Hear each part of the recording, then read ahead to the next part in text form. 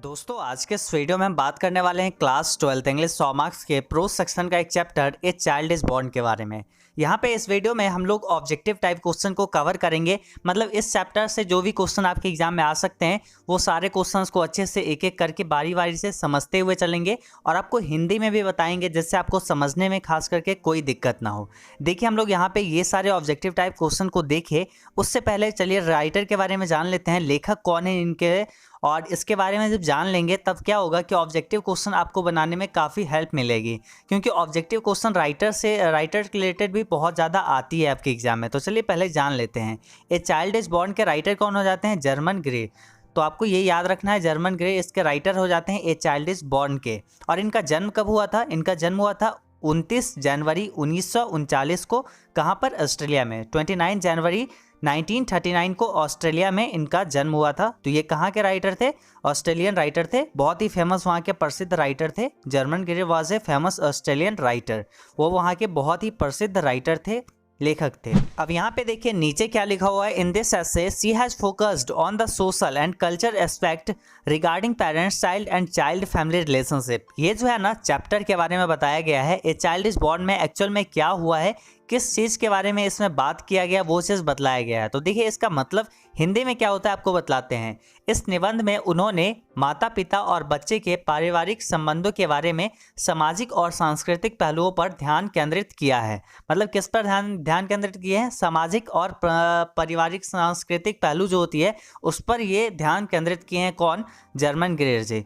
तो यहाँ पे ये चीज़ बताया गया है कि वो जो है पेरेंट्स चाइल्ड और चाइल्ड फैमिली का रिलेशनशिप कैसा होता है सोशल एंड कल्चर एस्पेक्ट्स के थ्रू। तो ये आपको अच्छे से यहाँ पे बताया गया है इस चैप्टर में। इसका यहाँ पे समरी जब आप देखेंगे तो वो आपको अच्छे से क्लियर हो जाएगा। और समरी के लिए आपको एजुकेशन बाबा ऐप पे सारा चीज़ मिल जाएगा, वहाँ से आप कोर्स ज्वाइन कर सकते हैं। लिंक नीचे एजुकेशन बाबा ऐप का डिस्क्रिप्शन में दिया हुआ है, वहाँ से आप ऐप को डाउनलोड कर सकते हैं। अभी देखिए यहाँ पे पहला क्वेश्चन हम लोग देखते हैं। फर्स्ट क्वेश्चन में दिया गया है रूप थोका टोल्ड बाय। यहाँ पे ये क्या बोला गया, रूपथोका क्या होता है ये चीज़ आप यहाँ पे क्लियर करिए। इसका मतलब होता है एक परियों की कहानी। मतलब ये जो है ना बांग्लादेश का एक्चुअली लैंग्वेज है रूपथोका। बांग्लादेश में इसको परियों की कहानी कहा जाता है। मतलब रूपथोका का मतलब होता है परियों की कहानी। किसके द्वारा कहा गया, कौन सुनाती थी। तो यहाँ पे राइट आंसर हो जाएगा ऑप्शन नंबर बी, अंटोन्स के, मतलब उनके चाची जो थे वो सुनाते थे। Option number B right answer हो जाएगी। फिर देखिए सेकंड क्वेश्चन है German Grey is an dash writer. German Grey is an dash writer. German Grey कहाँ के राइटर थे, कैसे राइटर थे। तो वो यहाँ पे क्या सही आंसर हो जाएगा। देखिए यहाँ पे 4 ऑप्शन है। सबसे पहला है अमेरिकन, दूसरा है ब्रिटिश, तीसरा है इंडियन और चौथा है ऑस्ट्रेलियन। तो यहाँ पे क्या राइट आंसर हो जाएगा, अमेरिकन तो बिल्कुल नहीं होगा, ब्रिटिश बिल्कुल नहीं होगा, इंडियन बिल्कुल नहीं होगा। तो यहाँ पे राइट आंसर ऑप्शन नंबर ए हो जाएगा, ऑस्ट्रेलियन। सही आंसर 2 का ए हो जाएगी। अभी देखिए यहाँ पे तीसरा क्वेश्चन देखिए, लेकिन यहाँ पे आप देखिए लास्ट में जो सबसे लास्ट में यहाँ पे हम आपको क्वेश्चन बताएंगे वो मुझे लगता है कि इस बार के एग्जाम के लिए काफ़ी इंपॉर्टेंट होने वाली है। मतलब सबसे लास्ट वाला क्वेश्चन हम सिलेक्ट करके आपको दिए हैं कि एग्जाम में वही क्वेश्चन ज़्यादा चांस से इस चैप्टर से आने वाले हैं। तो आप अच्छे से वो चीज़ क्लियर कर लीजिए। अब यहाँ पे सेकंड का राइट आंसर ऑप्शन नंबर ए हो जाती है। फिर देखिए थर्ड नंबर क्वेश्चन क्या है, German grey was born in. तो यहाँ पे बॉर्न का गलत स्पेलिंग लिखा हुआ है तो वो आप सही कर लीजिएगा। तो यहाँ पे उनका जन्म कब हुआ था, तो यहाँ राइट आंसर क्या हो जाएगा, ऑप्शन नंबर सी हो जाएगा। 1939 को कहाँ, ऑस्ट्रेलिया में उनका जन्म हुआ था।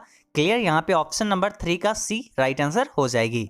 उसके बाद देखिए 4 नंबर क्वेश्चन में है dash women visit her mother's house during pregnancy. मतलब यहाँ पे 4 नंबर क्वेश्चन में बोला जा रहा है कहाँ की महिलाएं गर्भावस्था में अपनी माँ के घर चली जाती है। कहाँ की महिलाएं गर्भावस्था में अपनी माँ के घर चली जाती है। तो कहाँ की महिलाएं, देखिए यहाँ पे बहुत सारे बुक में लिखा हुआ रहता है एन इंडियन, ये सही आंसर दिया रहता है। लेकिन मुझे क्या लगता है option number C right answer होगा, ए सिलेक्ट। क्योंकि यहाँ पे पूरा जो है ये जो है जो निबंध लिखा गया जो एस्से है पूरा का पूरा बेस्ड है बांग्लादेश पर और बांग्लादेश के शहर सिलहट पर ये सारा चीज़ लिखा हुआ। सिलहट जो शहर है बांग्लादेश में उसके बारे में यहाँ पे सारा चीज़ इस एस्से में इस निबंध में लिखा हुआ है। तो ऑब्वियसली यहाँ पे उसी के महिला जाति होगी, इस सिलहटी वोमेन जो रहती है, मतलब सिलहट के जो महिलाएं रहती है वो अपने गर्भावस्था में अपने माता के घर चली जाती है, माँ के घर चली जाती है। वैसे ये इंडिया में भी होता है। ऑप्शन नंबर आप फिलहाल सी टिक करिएगा, ऑप्शन सी राइट आंसर। अब यहाँ पे 5 नंबर क्वेश्चन में बोला जा रहा है infant and dash morality is greater in traditional word. तो यहाँ पे 5 में क्या चीज़ बोला जा रहा है, पारंपरिक जन्मों में शिशु और किसकी मृत्यु ज़्यादा है, मतलब ट्रेडिशनल बर्थ में जो वो जो होता था पहले के ज़माने में जो जन्म होता था, पारंपरिक जन्म में क्या होता था, शिशु और किसकी मृत्यु ज़्यादा होती थी। तो राइट आंसर यहाँ पे हो जाएगी मदर, ऑप्शन नंबर ए। क्योंकि पहले क्या होता था, माँ और बच्चे जो शिशु था उसका मृत्यु थोड़ा सा ज़्यादा होता था अभी की अपेक्षा अगर बात करेंगे। जो पारंपरिक जन्मों की जो व्यवस्था थी उस तरह से अगर बर्थ होता है तो उस समय ज़्यादातर मृत्यु रेट था, मतलब ये जो है डेथ रेट तरह था बहुत ज़्यादा।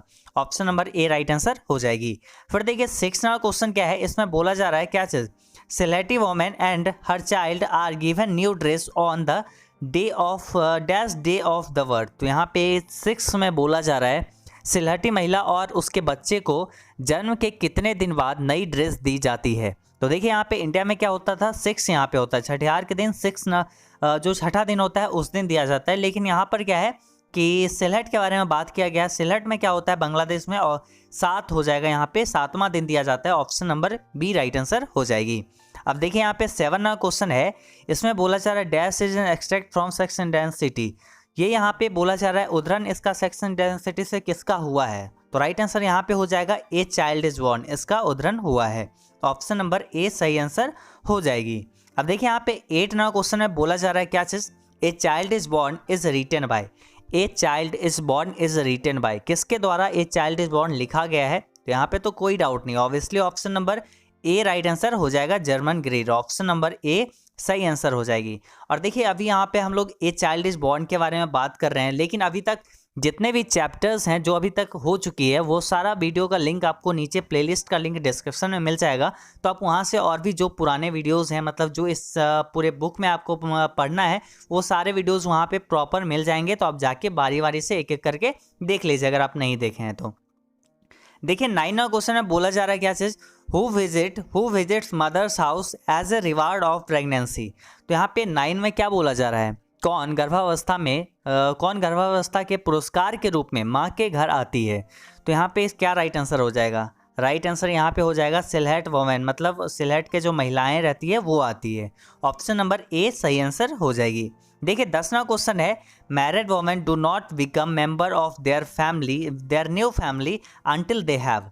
मतलब इसमें बोला जा रहा है क्या चीज़, एक शादीशुदा औरत तब तक अपनी नई घर के सदस्य नहीं बनती जब तक कि वो क्या करती है, अपना कुकिंग स्टार्ट करती है या फिर मनी अर्न करना स्टार्ट करती है, या फिर क्या हो जाएगा यहाँ पे बॉर्न ए चाइल्ड हो जाएगा। मतलब जब तक वो जो है एक बच्चे की जन्म नहीं देती है तब तक वो जो है उस नई घर की जो है सदस्य नहीं बनती है। तो ये यहाँ पे बताया गया है। बॉर्न का स्पेलिंग गलत है, वो आप टिक कर लेना, सही कर लेना। Option number D right answer हो जाएगी।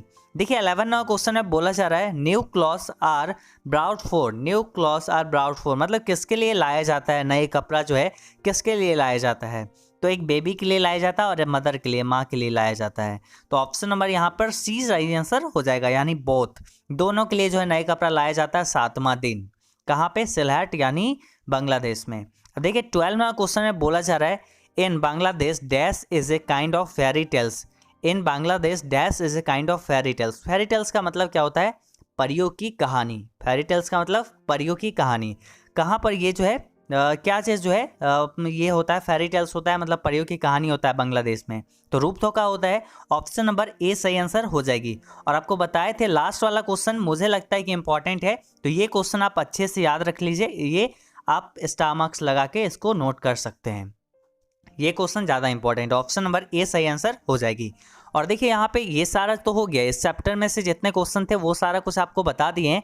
लेकिन अगर आपको चैप्टर वाइज हर एक चीज़ तैयारी करना है तो आप उसके लिए एजुकेशन बाबा ऐप से भी कोर्स को ज्वाइन कर सकते हैं। लिंक नीचे डिस्क्रिप्शन में जाके डाउनलोड कर लीजिए ऐप को। और अगर ये वीडियो आपको पसंद आई हो तो इसको लाइक कर लीजिए, साथ में शेयर कर लीजिए सभी दोस्तों के साथ, ताकि वो लोग भी हमसे आके जुड़ सके और हम आपके लिए ऐसी वीडियोज़ बनाते रहें। चैनल को सब्सक्राइब अगर अभी तक नहीं किए हैं तो कर लीजिए। मिलते हैं आपसे अगले वीडियो में, तब तक लिए बाय बाय।